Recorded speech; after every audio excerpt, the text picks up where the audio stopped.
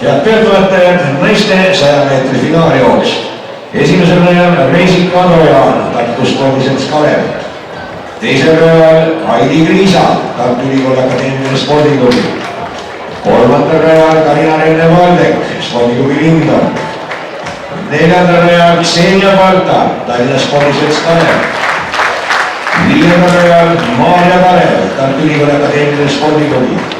Kuuendal rajal Siiri Ladva, Tartu Ülikooli Akadeemiline Spordiklubi. Seitsmendal rajal Lilian Neerot, Nõmme kergejõustikuklubi.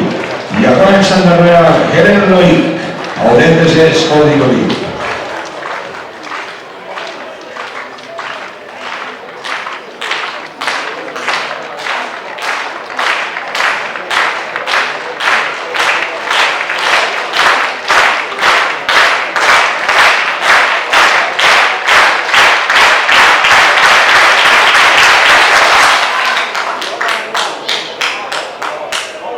Ja vahetusega on viimane katse, aga nüüd kohta vaikust.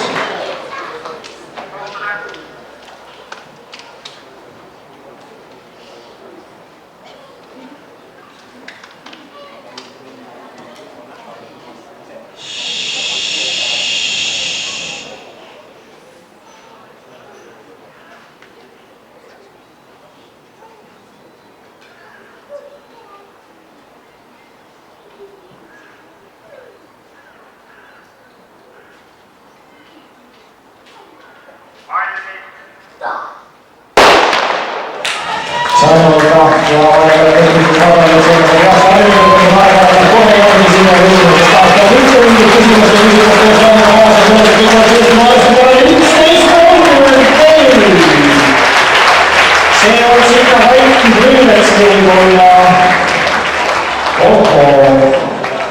Eesti rekordi lähedane tulemuseks kohe saame kinnitust. Igal juhul ühe elujooksudest siit kindlasti Ksenia Balta teeb. Kõik on määrustepärane.